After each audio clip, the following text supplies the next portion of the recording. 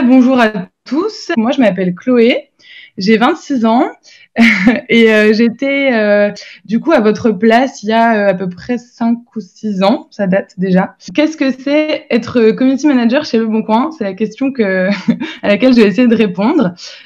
Pour ça, de quoi on va parler? On va parler de mon parcours, du Bon Coin, de mon équipe, comment elle est organisée, de qu'est-ce que je fais au quotidien, et à la fin je vous donnerai mes contacts. Alors ça paraît un peu vu comme ça, mais je me suis dit que c'était aussi ce que peut-être vous allez faire plus tard. Donc ça parle pas que de moi, mais ça parle de vous aussi. Déjà mon parcours, il faut savoir que j'ai fait pas mal de choses. J'ai beaucoup fait de formations différentes. Je vais vous expliquer tout ça. Donc ça m'a emmenée dans pas mal de villes différentes, que ce soit en France ou à l'étranger. J'ai fait 7 années d'études en tout. Donc je vous rassure, j'ai pas un bac plus 7, hein, j'ai juste un bac plus 5, mais c'est déjà pas mal. Et du coup, j'ai mis un seul objectif parce que depuis que j'ai passé le bac, je savais ce que je voulais faire. Je voulais travailler dans la communication. Donc j'ai toujours voulu faire ça. Et du coup, ça a été des rebondissements dans mes études, mais toujours avec un objectif en tête. Du coup, au niveau de mon parcours, ça commence en 2012 quand j'ai eu mon bac. Du coup, donc j'ai eu mon bac en 2012. Je savais que je voulais travailler dans la communication. J'avais postulé dans plusieurs DUT Infocom Pub. Et il se trouve que j'ai été refusée à tous ceux auxquels j'ai postulé. Du coup, je me suis dit que j'allais pas perdre de vue mon objectif qui était de travailler dans la communication. Donc, je suis allée faire une année d'infocom en licence. Ça m'a pas vraiment plu. Enfin, c'était hyper intéressant, mais je sentais que c'était pas assez concret et qu'on apprenait beaucoup de choses, mais certaines choses qui n'avaient pas vraiment de rapport avec ce que je voulais faire. Donc, j'ai retenté ma chance. Je me suis pas dégonflée et j'ai été prise dans plusieurs IUT, mais j'étais allée passer les portes ouvertes et les entretiens chez Infocom Besançon, et j'avais vraiment aimé l'ambiance. Du coup, j'ai choisi d'aller là-bas et j'ai passé donc le DUT comme vous. Ça s'est super bien passé. Et ensuite, j'ai décidé de partir à l'étranger pour faire un DU6. J'avais décidé de partir en Espagne, donc pour continuer à étudier donc la communication. Là-bas, j'avais des cours de communication et de publicité qui allaient de la première à la 4e année, parce que là-bas, la licence se fait en 4 ans. Donc, c'était hyper intéressant. Et suite à ça, j'ai décidé de revenir en France pour faire une licence professionnelle. Donc, ça me permettait de faire une alternance. Je vais vous montrer juste après. Et du coup, là, je suis allée à Troyes où j'ai fait une licence professionnelle. Les cours étaient intéressants sans plus, pour rien vous cacher, parce que j'avais déjà appris beaucoup de choses chez ICB. Mais ce qui est intéressant, c'est que j'ai fait une alternance. Je vais vous le montrer juste après. Et ensuite, j'étais sur Paris au niveau de mon alternance, et du coup, j'ai décidé d'aller à Sup de Pub pour faire un master. Au niveau des cours, la première année m'a pas vraiment plu parce que c'était trop général, et je pense que je suis allée dans le mauvais master. Du coup, j'ai pas appris grand chose parce que moi, ça faisait déjà 1, 2, 3, 4, 5 ans que j'étudiais la com, et j'étais avec des personnes qui commençaient. Donc, c'était un peu décevant pour moi, mais après, il y a une faute, j'ai fait mon Master 2 et le Master 2 était vraiment pour le coup beaucoup plus intéressant. On a beaucoup échangé avec des professionnels, des intervenants extérieurs, etc. Donc c'était hyper intéressant. Et du coup, au niveau de mon parcours un petit peu professionnel, on va dire, donc j'ai fait mon stage de première année dans une chaîne de télévision locale où j'ai fait surtout de l'événementiel, et j'ai conçu des supports de communication comme des affiches, des choses comme ça. C'était hyper intéressant, mais c'était assez court, mais j'ai appris plein de choses. Ensuite, j'ai fait mon stage de 2e année donc à Montréal dans une agence de casting où je faisais de l'événementiel et je travaillais sur la création d'une marque. Donc là, c'était hyper intéressant aussi. Ensuite, pendant mon DU6 en Espagne, donc j'ai pas eu vraiment d'expérience professionnelle à déclarer. Et ensuite, pendant ma licence professionnelle, j'ai fait ma première année de communication. Donc j'ai été prise chez SFR pour travailler pour la marque Red by SFR. Et je concevais les campagnes d'email et de SMS qu'on envoyait aux clients. Donc c'était hyper cool, c'était vraiment enrichissant. C'était une manière de mettre un vrai premier pas dans le monde professionnel. J'ai beaucoup appris au niveau de la vie en entreprise, etc. Après, j'ai décidé de pas rester là-bas pour mon master en alternance parce que ça devenait rapidement répétitif et je voulais voir d'autres choses. Mais j'ai beaucoup appris et c'était vraiment intéressant. Pour mon master 1, je cherchais une alternance, donc j'ai fait pas mal de posts sur LinkedIn et j'ai été contactée par une personne qui cherchait justement quelqu'un en communication. Et j'ai été prise dans une start-up. C'était une société qui était en train de se créer, qui appartenait au groupe Adecco. Et en fait, on créait un site internet qui mettait en relation les freelances, donc les entrepreneurs, les auto-entrepreneurs, avec les entreprises. Rapidement, c'était très très stimulant parce que quand on crée une marque, quand on est dans une start-up, c'est hyper prenant. Je faisais de l'événementiel, donc j'ai organisé des événements vraiment hyper cool. C'était très bien, mais après j'ai senti que la boîte allait plus très bien vers la fin de mon alternance, donc j'ai préféré rebondir.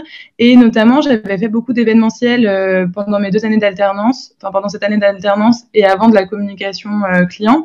Du coup, j'avais envie de me spécialiser un petit peu plus dans les réseaux sociaux. Du coup, je suis partie. Finalement, la start-up a coulé, donc j'ai bien fait. Et ensuite, j'ai été prise dans une société de conseil qui est une grande société qui cherche à beaucoup recruter. Juste pour vous faire rapide, je ne sais pas si vous connaissez trop les sociétés de conseil, mais en gros, c'est une société qui cherche à beaucoup recruter des ingénieurs qui sont difficiles à recruter. Et je m'occupais des réseaux sociaux, de la communication interne. Donc, il y avait un gros enjeu sur la marque employeur.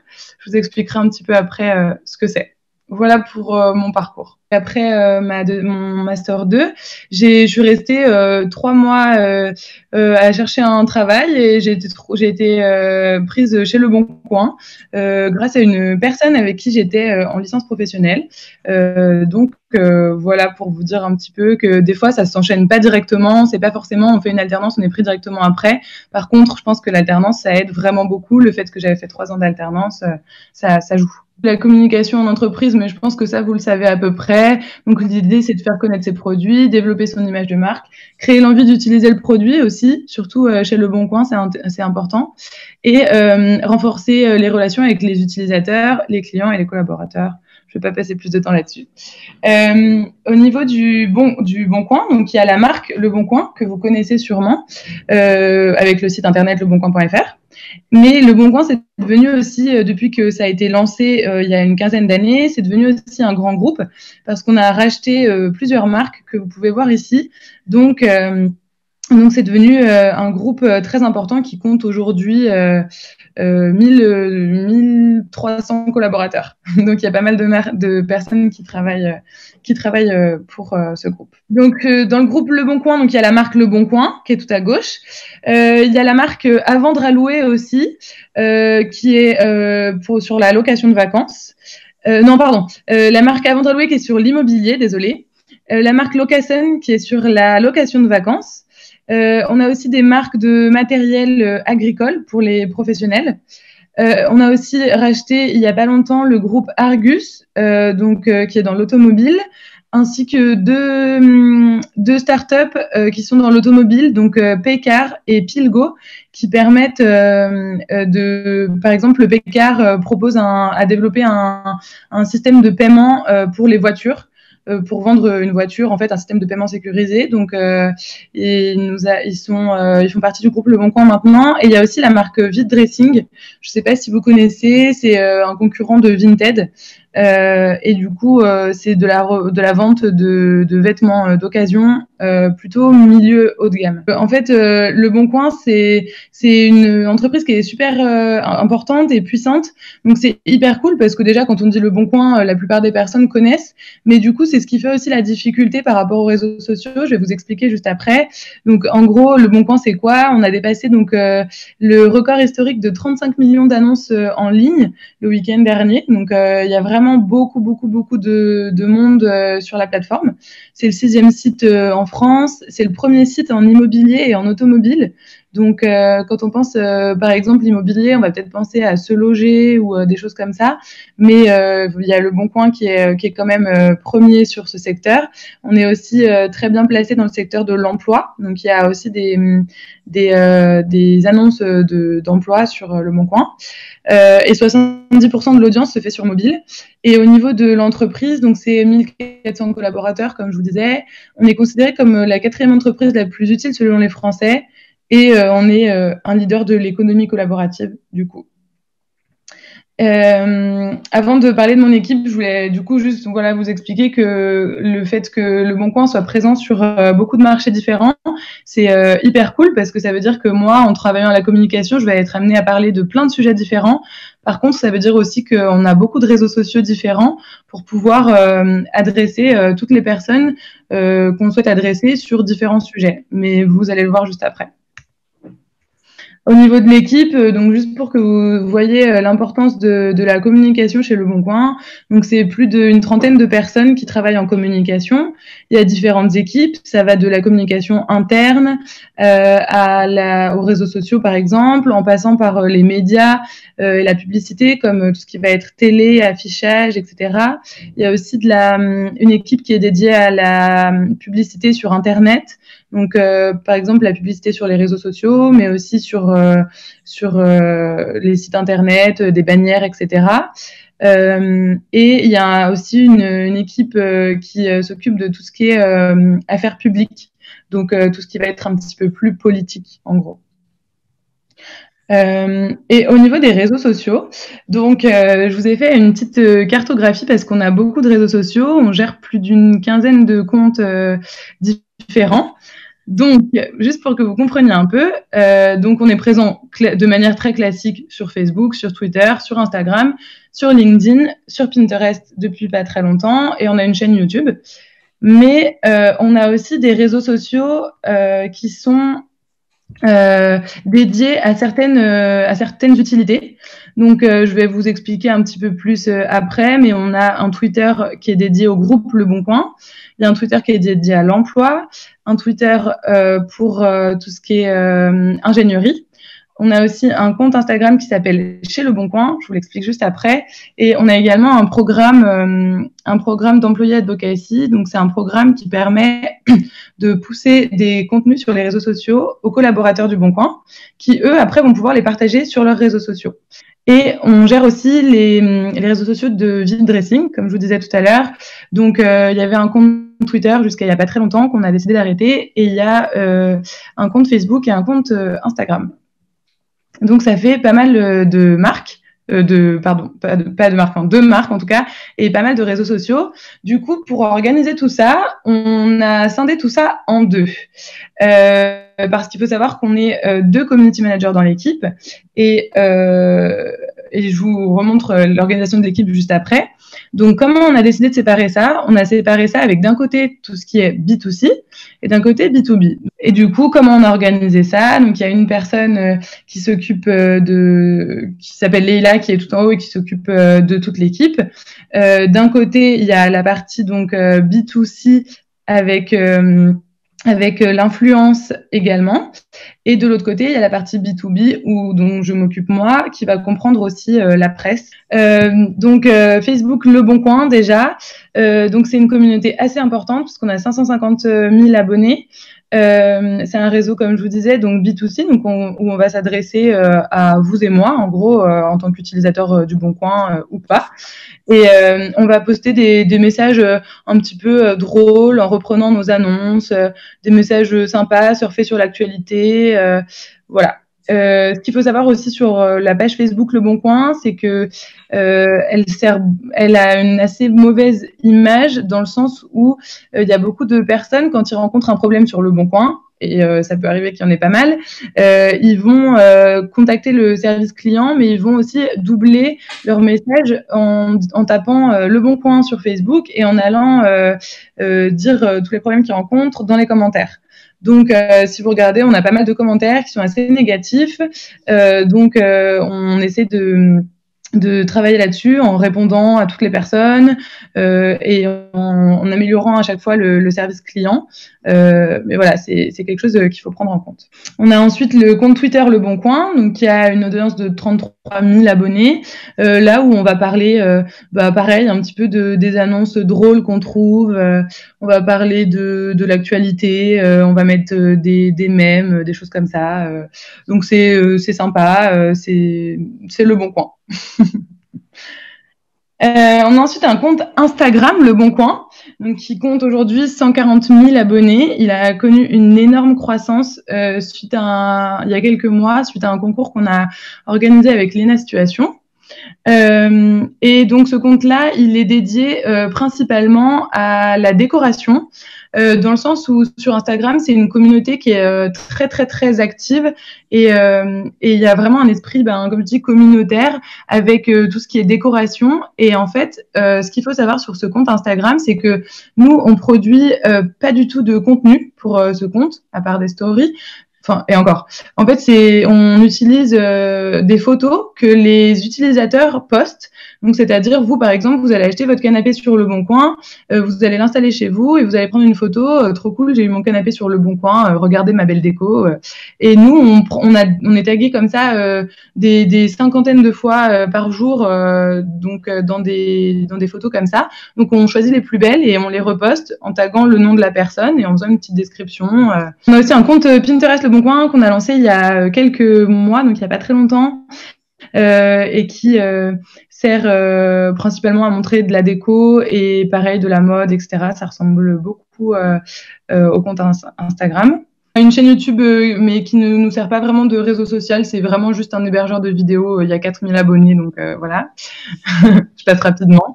On a ensuite la page Facebook Vide Dressing, où là, on poste surtout beaucoup de promotions, parce que sur le site Vide Dressing, on a souvent des promotions, et c'est une communauté qui est très friande de tout ça. Donc, on a régulièrement des codes promo pratiquement tous les jours, et on les poste avec des photos, des articles de mode. Donc, comme je vous disais, c'est plutôt haut de gamme, luxe, et voilà. Et pareil sur le compte Instagram Vide Dressing. Donc, c'est un compte qui est très axé luxe. On a une bonne communauté de 68 000 abonnés. Et ensuite, il y a les réseaux sociaux dont je m'occupe en ce moment, qui sont les réseaux sociaux donc B2B. Donc, le LinkedIn Le Bon Coin, sur lequel on va poster des actualités sur le groupe, sur les différentes marques du groupe, mais c'est montrer en gros les engagements du groupe pour différents sujets comme l'inclusion des femmes dans le numérique, comme l'inclusion des travailleurs handicapés, plein de choses comme ça. Ensuite, on a le Twitter Le Bon Coin groupe. Donc là, ça c'est un petit peu comme LinkedIn. L'idée, c'est de s'adresser plutôt à des professionnels. Donc on va mettre en avant plutôt les actualités business. On a aussi donc le compte Instagram Chez Le Bon Coin. Et ce compte-là, il sert à montrer ce qui se cache derrière les petites annonces, comment c'est de travailler chez Le Bon Coin, qu'est-ce qu'on y fait, à quoi ressemblent nos locaux. Et si vous avez envie de venir un jour travailler chez Le Bon Coin, l'idée c'est que vous puissiez voir ce compte Instagram et se dire est-ce que ça vous correspond ou pas. Déjà, je vous ai montré les bureaux qu'on a à Paris. On a 2 sièges qui sont situés en plein Paris. Et ensuite, je vous ai mis en 5 slides, pas plus, qu'est-ce que je fais de mes journées. Donc déjà, il y a une grande partie qui consiste à rédiger des publications. Donc, il s'agit d'écrire des posts, de trouver les bons tags, les bons hashtags, de trouver les bons mots aussi pour parler, pour rester diplomate en parlant de sujets qui sont parfois soit pas très sexy à mettre en avant, comme par exemple quand il y a une nouvelle fonctionnalité qui sort, il faut trouver la manière de l'expliquer, voilà. Et essayer de susciter de l'engagement aussi. Donc là, je vous ai mis une capture d'écran, je ne sais pas si vous voyez très bien, mais de l'outil dont on dispose pour organiser nos posts tous les jours. Et en bas, je vous ai mis une petite capture d'écran d'un post qu'on avait fait sur Facebook. Organiser des projets. Donc là, je vous ai juste mis une petite capture d'écran des conversations que j'ai avec différents collègues. Aussi, l'idée, c'est de proposer du contenu. Donc, quand on n'a pas d'actualité à relayer, il faut en trouver. Donc, il faut faire de la curation. Donc, s'adresser aux différentes personnes du groupe pour savoir, quelle actualité on a à relayer dans les différents services. Et on fait aussi pas mal de reporting pour expliquer, textuel pour expliquer ce qu'on fait et que ça remonte à nos supérieurs. Et on fait de la veille aussi. Donc écouter, ça passe par de la veille. Donc que ce soit sur les réseaux sociaux, en regardant à chaque fois qu'on est tagué, qu'est-ce qu'on dit de nous, en regardant les commentaires, etc. Et on arrive à la fin. Je vous ai mis mon compte LinkedIn si jamais vous voulez m'ajouter et qu'on puisse discuter après. Je vous ai mis aussi, si jamais vous voulez, mon compte Instagram, il est en public. Merci de m'avoir écouté et j'espère que ça vous a inspiré.